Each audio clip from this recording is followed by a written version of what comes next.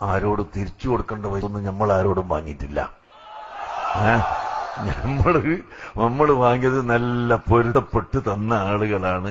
ആ പൊരുത്തപ്പെട്ട് തന്ന ആളുകൾക്ക് അറിയാം നമ്മൾ ചെയ്യുന്നത് പറഞ്ഞത് ചെയ്യും എന്ന് അറിയാം.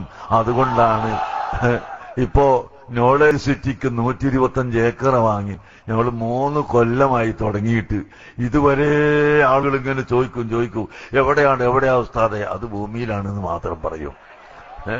എന്ത് പറയാനാ? ഇതങ്ങനെ ഇങ്ങോട്ട് ഉള്ള ഭൂമിയാണെങ്കിൽ ഇങ്ങോട്ട് ചൂണ്ടിക്കാണിക്കൂ. കാരണം അൽഹർബു ഖദഅ എന്നാണല്ലോ പറഞ്ഞത്. അപ്പൊ അതനുസരിച്ച് വാങ്ങി അങ്ങനെ ഞങ്ങളെ കൊണ്ട് കഴിയുമെന്ന് തോന്നുന്നത്. കടം കുറച്ചുകൊണ്ട് നല്ല കടമുണ്ട്, എന്നാലും ശരി ഉദ്ദേശിച്ച സ്ഥലം ലഭ്യമായതിന് ശേഷം കമ്മിറ്റി യോഗത്തിൽ ഇത് പറഞ്ഞതോടുകൂടി അത് വെളിച്ചത്തായി.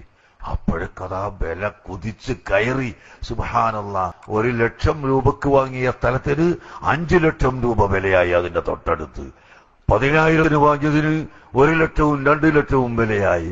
മർക്കസിന്റെ കോംപ്ലക്സ് വരുന്നുണ്ട്, ഇതുകൊണ്ട് ഞമ്മക്കത് വേണം അത് വേണം എന്ന് പറഞ്ഞ് പരക്കം പാറ്റിൽ ഇപ്പൊ രാവിലെ ഒരു 100 ബ്രോക്കർമാരുണ്ടാവും അവിടെ.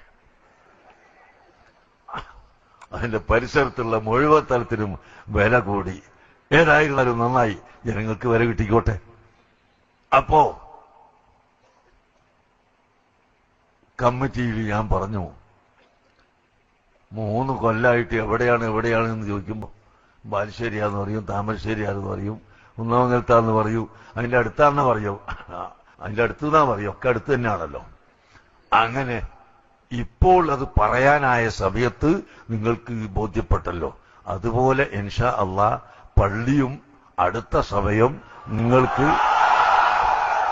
എവിടെയാണെന്ന് പറയാൻ ആകും.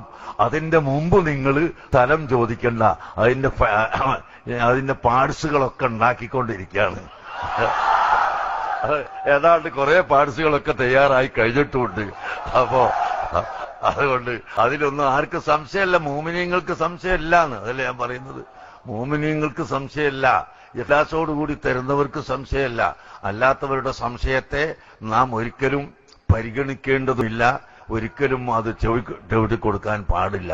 അതങ്ങനെ ഒരു കൂട്ടരിങ്ങനെ പറഞ്ഞുകൊണ്ടിരിക്കും.